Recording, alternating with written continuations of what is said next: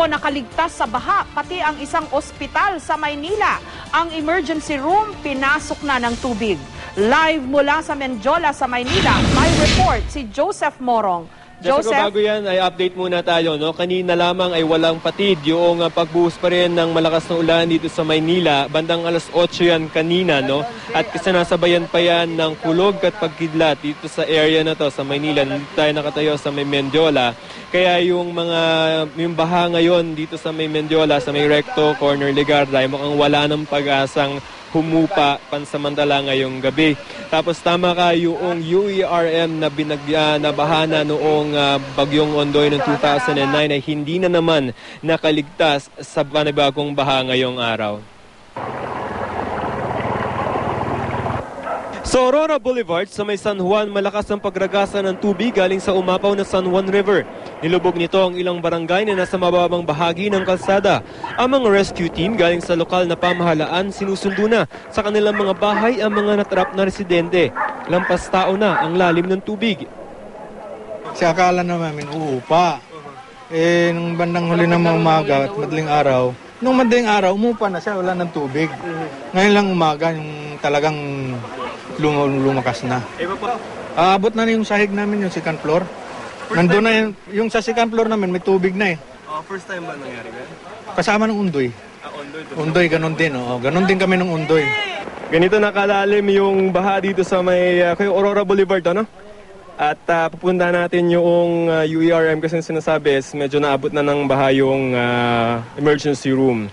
Ngayon, kung makikita nyo sa inyong kaliwa ng inyong screens ay yung mga sasakyan na nakapark dito sa may hospital ay abot na rin. So medyo malakas yung current, no, sa ilalim.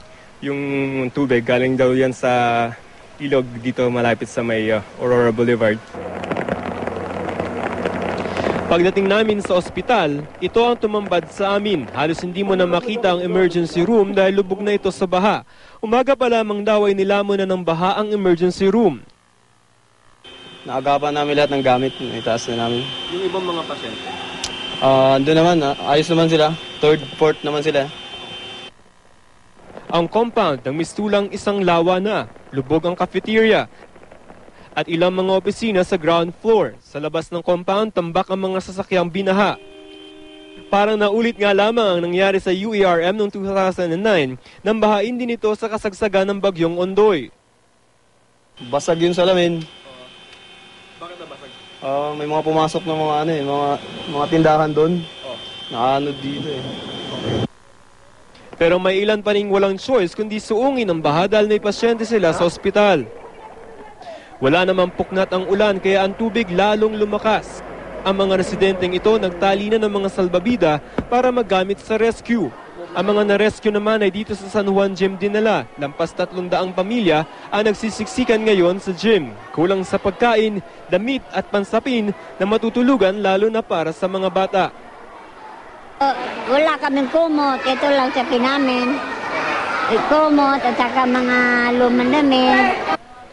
Jessica, yung mga sitwasyon sa iba't ibang bahagi ng Maynila, yan yung sa Magsaysay kanina, Magsaysay Boulevard.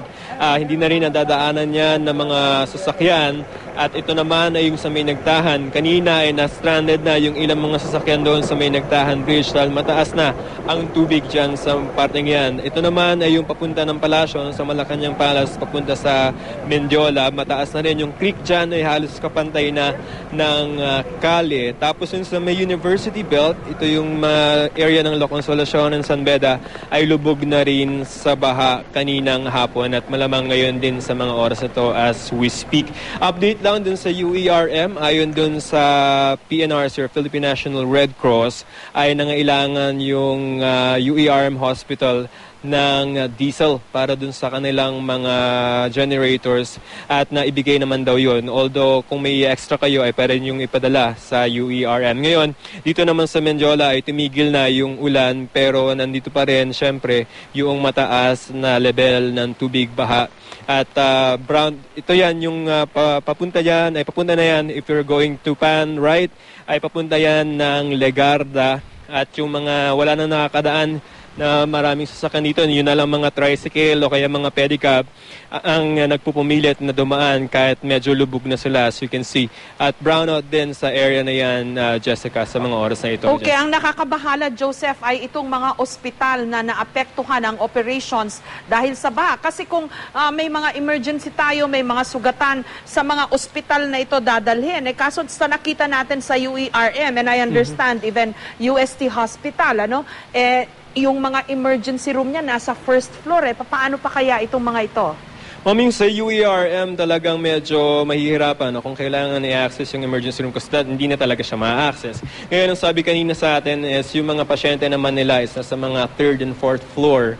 At kaya nga lamang, they run by generators at kailangan nila ng diesel para doon sa kanilang mga generators. Pero according to PNRC Secretary Gwen Pang, ay nagpadala na sila ng diesel para doon sa kanilang mga generators. Ngayon sa UST, kailangan nila ng pagkain at saka tubig. Although sabi rin naman ng Red Cross ay katatawag lamang sa kanila para humingi yung UST Hospital ng pagkain at tubig. Hindi lamang para doon sa kanilang mga pasyente, kahit yung mga staff na nagpapatakbo ng hospital, Jessica. Okay, at siguro at this point, Joseph, pag may kailangan na dalhin talaga sa mga ospital na yan, mukhang ang dapat magdala doon ay mga rubber boats na, no?